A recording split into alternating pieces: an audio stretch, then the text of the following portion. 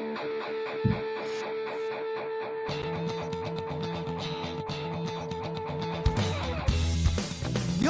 listening to the Let's Go Buffalo podcast, your new favorite podcast for everything Bills and Sabres.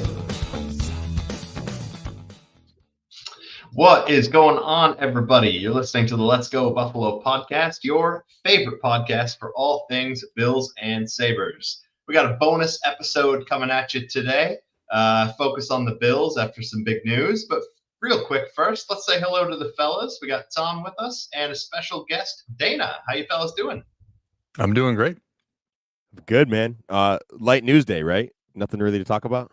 Nothing. Yeah, it's just quiet afternoon. We just thought we'd hop on and chit-chat, you know? Nothing really specific to go over. Right, yeah, nothing particular. Oh, I think we just got to hop right into it, right? Like, before we do, quick reminder to everybody, follow our social media accounts. We're at Let's Go Buff Pod on Instagram, X, and YouTube. And yeah, boys, let's get into it.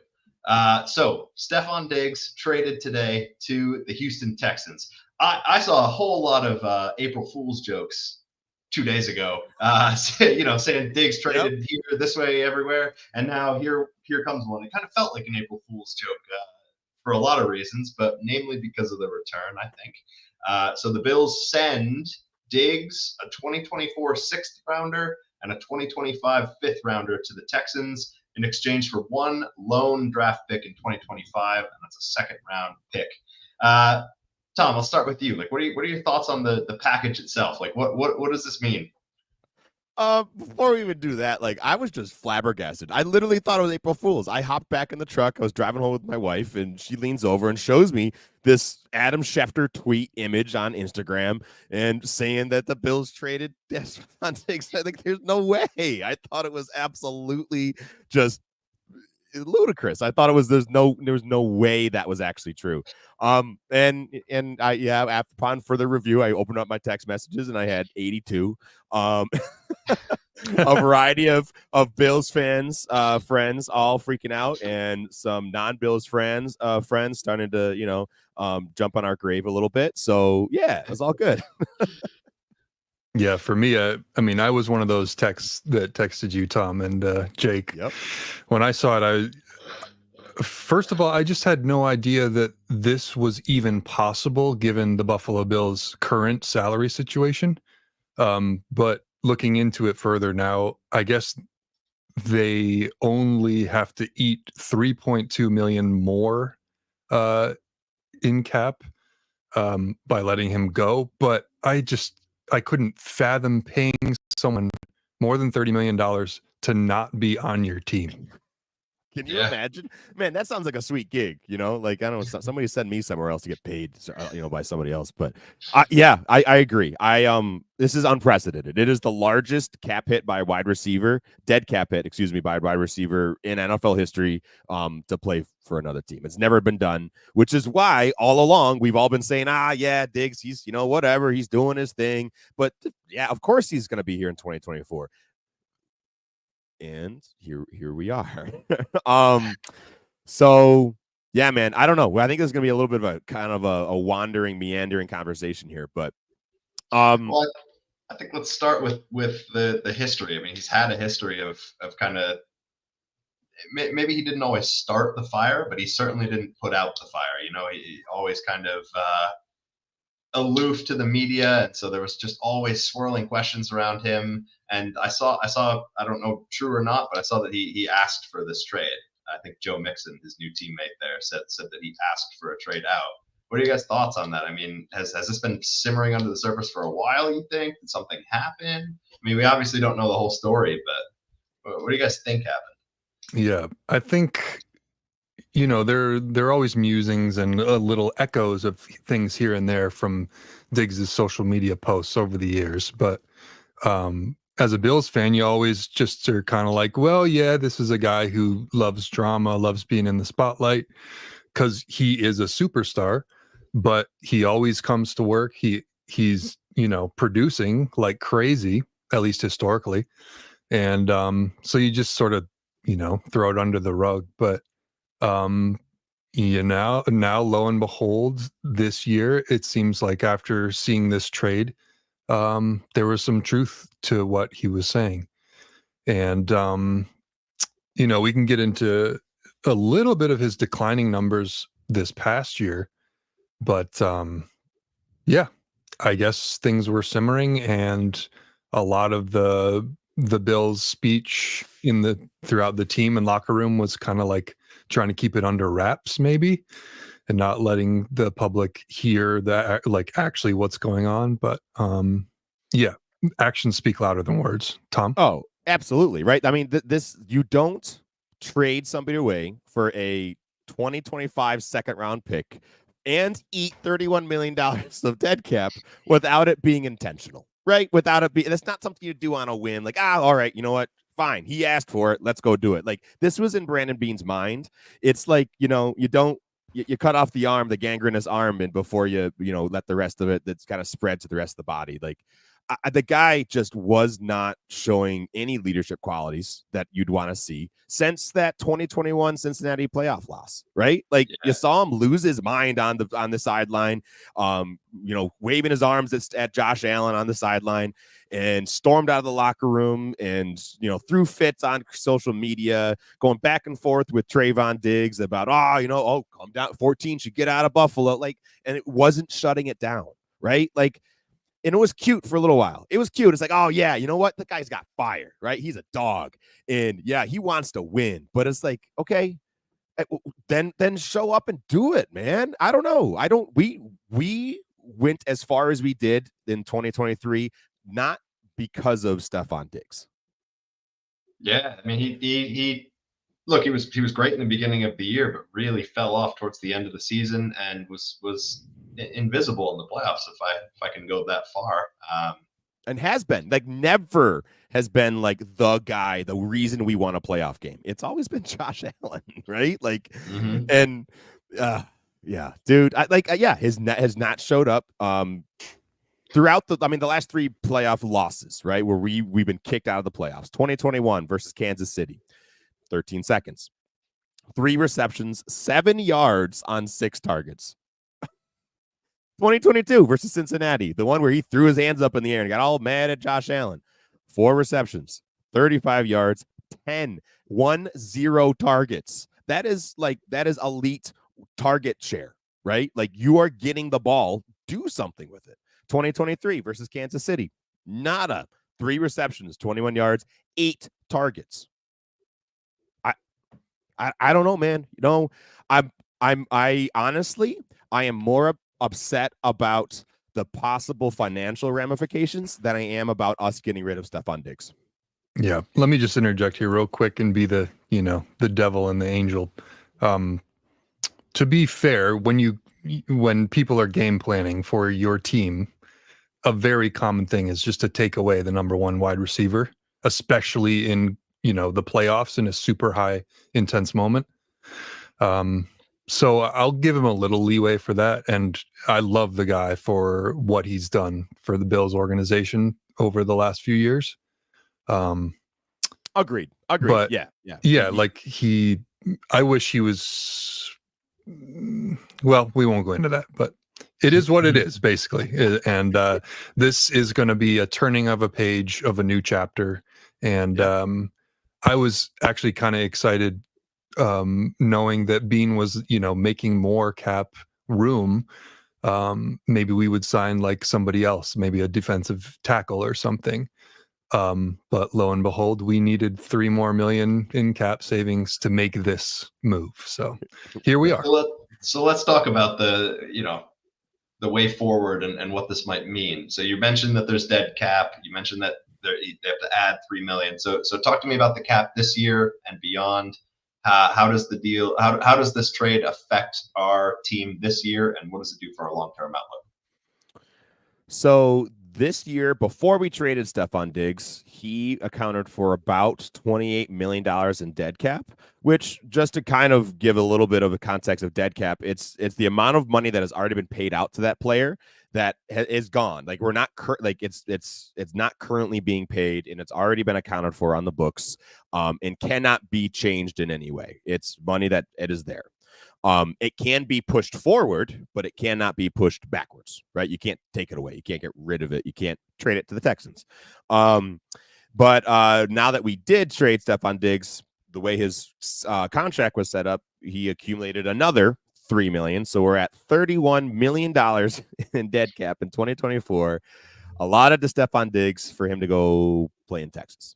However, the nice part about this, well, and the reason that existed is because he was going into the first year of a 4-year extension, a 4-year, $96-something million extension, like a big deal, like elite wide receiver one numbers that Bean had signed him early, right? It wasn't like it was this past year and we were getting ready. Oh, he was going to be a free agent. Do we sign him or not? Like he had done that early.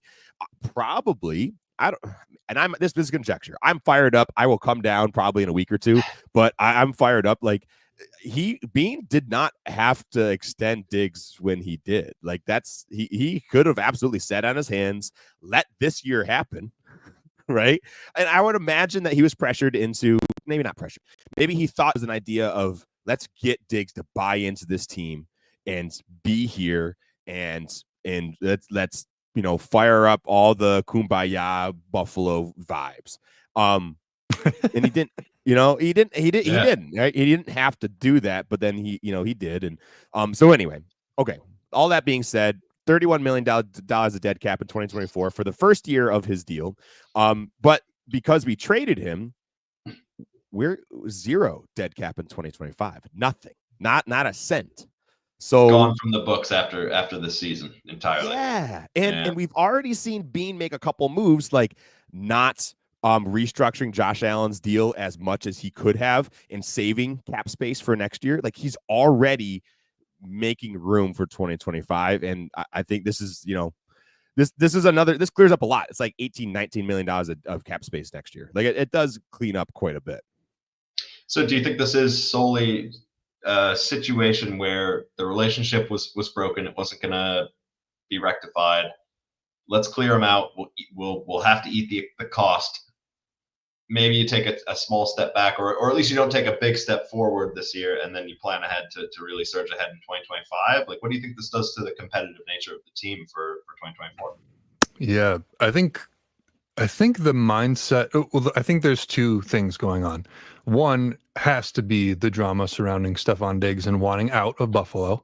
We're thinking now probably that he wanted out last year, if not even before that. We're not sure. Although he did sign the extension in 2022, so I'm not sure. Yep. And two, from this move and from the other moves that Bean and the organization have made, it seems like this signifies a bigger shift in their overall mentality with how they're going to win. To me, it's a good point. They've seen, okay, we have a ton of cap space and money surrounding our number one stud of a QB and our number one wide receiver. And let's see what's working about this. And let's see what's not working about this. And I think they sort of were seeing the writing on the wall, especially with the numbers in the last year. Like this team was 6-6 in one instance. Yeah, that's not. Go ahead. And 6 of those games he played really well, and after that it just fell off a cliff. Like we were not winning because of him. So continue, Dana. You're on the right track. Yeah. So I think you also look at what other teams that are very successful in the highest accolades of the league, aka the Kansas City Chiefs, and what they do with their roster construction. And how they've signed who to wide receiver for how much? Right. Yeah. Yeah. So I think this signifies a little bit of a philosophy change on how you can win and how you can sustainably win in the football league. Yeah, you don't need that bona fide number one wide receiver. You need other weapons. It doesn't come down to one guy. Basically, yeah. Go ahead. But you need. I think you can, and you will, but you can't be a 30-year-old, $19 million a year contract who's with declining production, right? Mhm. Like if you can get yourself cut free from that anchor and go get a wide receiver in the draft, go get a Dalton Kincaid. Man, I am so excited for Dalton Kincaid this year. Like I was already excited. He's gonna get every target he's ever dreamed of. But you don't necessarily need that bona fide you don't need that wide receiver one, the Tyreek Hill, the Stefon Diggs, the AJ Brown was moved right from Tennessee. Like these big players have been moved, and it's moved from Tennessee. That's a bad example. That didn't pan out for them, but clearly it worked out for the Chiefs when they moved on from Tyreek and didn't sign him to that extension, paying him almost $30 million a year. Just insane.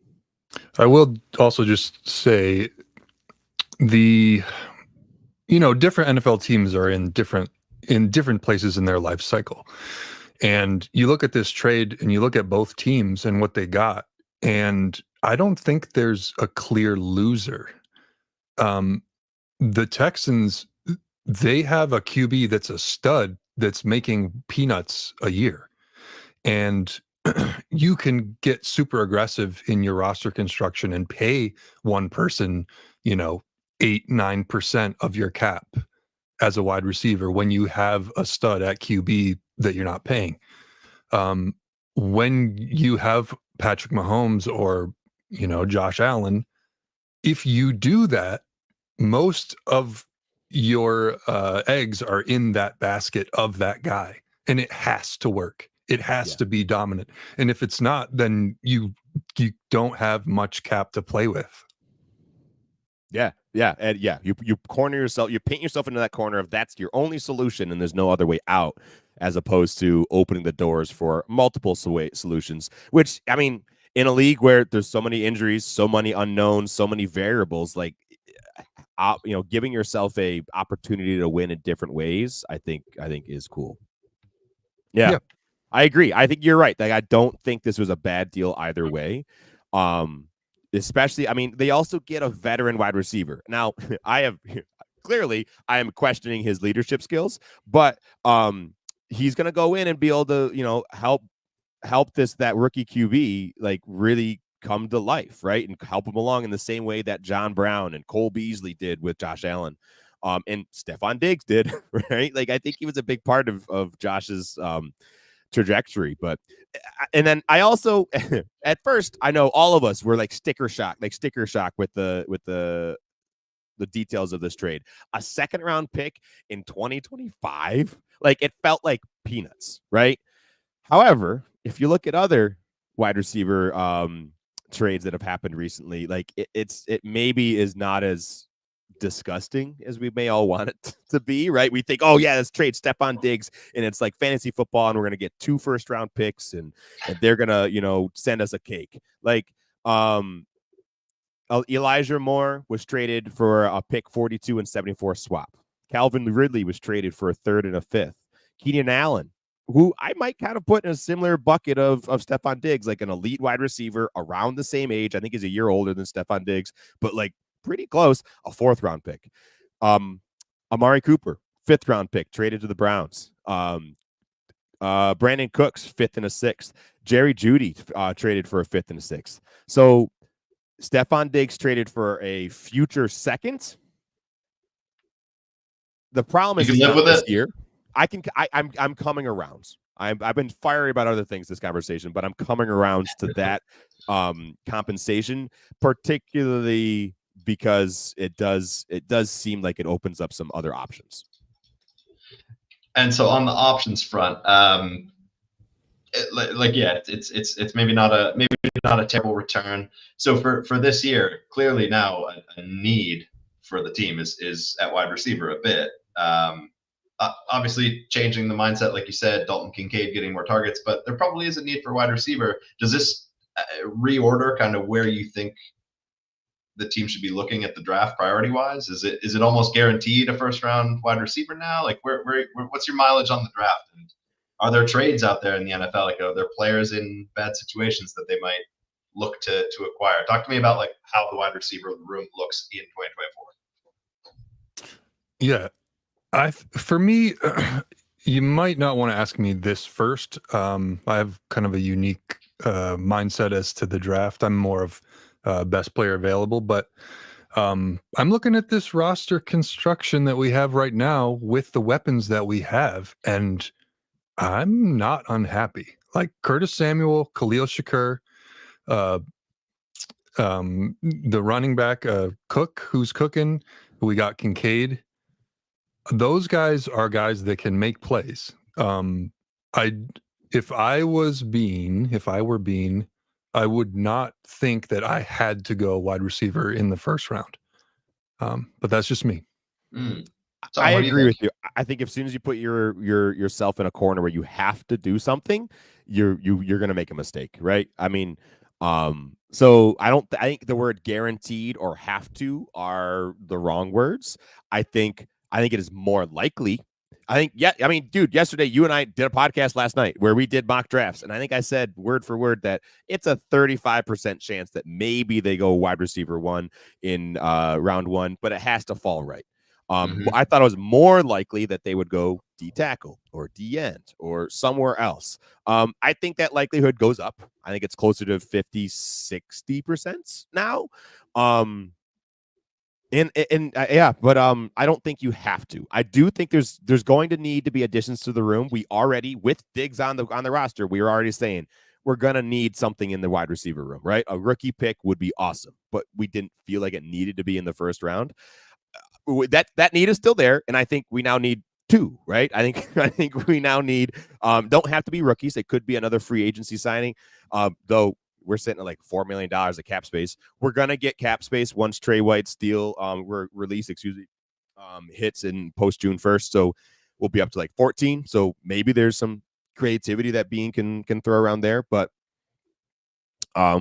yeah, I don't know. I don't think, but it's kind of fun to think about, right? And Sure. Dana, you're going to be a great person to kind of talk this through with. Like, you're already at the point of like take best player available. Where are you at with this news today of possibility of moving up, like packaging some picks and going to move up for a guy? Sure. Yeah, it's always a possibility with Bean. We've seen time and time again that he loves to do it, even if it's just for a few picks to get his guy. If his guy falls, far enough and it's within striking distance. I do like how aggressive he is. Doesn't always pan out, but his conviction is the thing that I like about it. One other element of this that I will talk about is with this trade, to me, it says that Bean is really comfortable with the wide receiver class of this year. Because what I know of Bean, to me, it says that he won't paint himself into a corner. Yeah. And so by that same token, I would think he likes the wide receiver class and the options that he will have at the first round and then also the second round. I would assume that we would get one in the first 2 rounds now. I think it signifies that. But I would not, I wouldn't put it off the table that he won't trade up. I don't think it'll be super aggressive, but I could see similar to what they did for Kincaid. Yeah, I think you're right. Predictively, I think you're right. And particularly, I like your point of like Bean makes a decision knowing his next move already. Yep. Right. We've seen that quite a bit. So like he didn't do this willy-nilly just waking up this morning that he was just gonna, forget Diggs and we're gonna go figure something else out. Like he had a plan. He knows what he wants to make happen. So yeah, I absolutely think that's an option. And now what more that you said that, like I think maybe a smaller move up like we did for Kincaid might be the more sustainable option, right? The more intelligent option of if a guy does fall in a place that's reachable, as opposed to, you know what, let's mortgage the farm and we're going up to 9. We're going to trade with the Bears and we're going to go, right? Like that would be insane. That would be wild, and probably, again, painting yourself into a corner very similarly of like paying a Stefon Diggs $96 million over 4 years of like, it's got to work with this guy. If you spend all those draft picks, it's got to work with that guy, right? Like that guy has to pan out. Otherwise, you're really up a creek and, hoping something else works out. Well, yeah, and the Bills still have, if I'm not mistaken, they have 10 picks in 2024.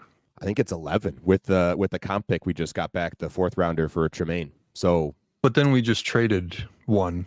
Oh, correct. Hey, look at you. Dana, so I think it's 10, right?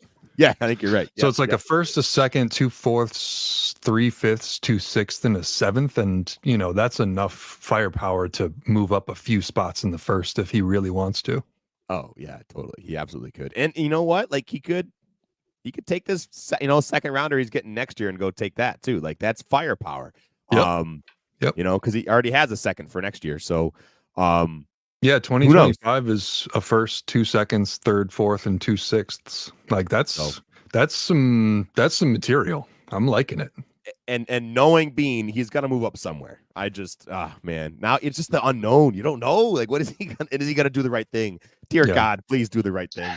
Whatever the move you make it the right move. Like, sorry, Bean, that's what you paid the money you are. We'll see. We'll have to track what he does. I'm curious what he says to the press. I got one more question for you guys, though. The Houston Texans are on the schedule for 2024, so that's a little spicy. The only sample we have of Diggs playing his old team was 2022 season when they played Minnesota. He went off. He had 12 receptions for 128 yards. Are you guys worried about him doing that to the Bills this year? Sure. Sure. Yeah, sure. I mean, he's always capable of it. If it plays out like it did for us, that was an overtime loss that was really silly. So let's give them an overtime loss that was really silly for them. Is that in Buffalo or is that in? It's an away game. It's an away game. So imagine if it was in Buffalo. He spared the wrath of the Mafia for sure. I will say I was worried about playing the Texans before Diggs went to the Texans. Have you seen their roster? It's pretty insane. Yeah. I know their quarterback is young and talented, and they've bulked up a little bit over the offseason so far. Yeah, they've made moves on both the defensive and offensive lines, and yeah, they're going to be tough. They're definitely going all in while they have this QB under a cheap contract. Yes, for sure. Yes, they are. So, well, thank you, folks, for hanging out with us. We're gonna go log off there. Brandon Bean is doing a presser right now. I'm curious of what he's talking about. And Tom, could I ask one more question real quick? Yeah, man, absolutely. Sorry for cutting you off, but you're good.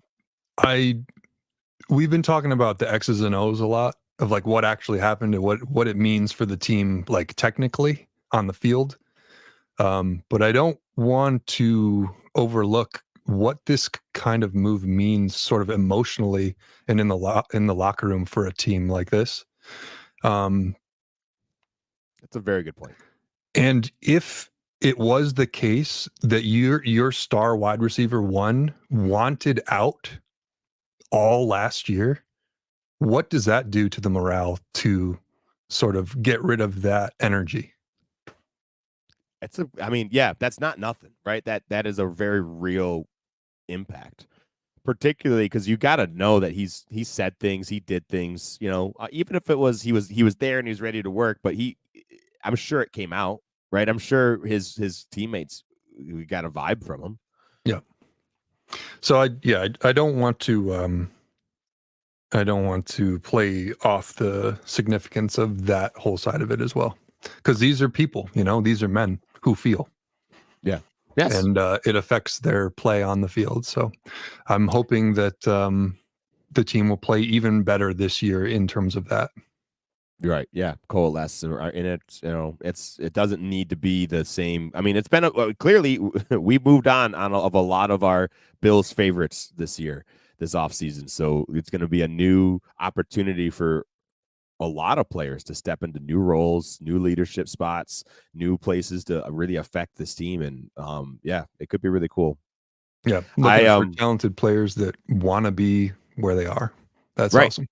Right. Yeah. The desire is a big point. It doesn't matter how talented you are, but if you're ready to come in and work and really contribute and be part of the vision of it, it's going to be, that makes a big big role. Good I also vibes. think it was, I also think it was cool to see, like, we never really saw Josh Allen come across. I'm sure he and Diggs talked. I'm sure this was not, great behind the scenes, right? Like, I'm sure he and Diggs either talked or maybe didn't talk, and Josh never really threw him under the bus. So I'm, again, just kind of more, it just makes me enjoy Josh Allen's presence in Buffalo even more, because I think he kind of dealt with this the correct way.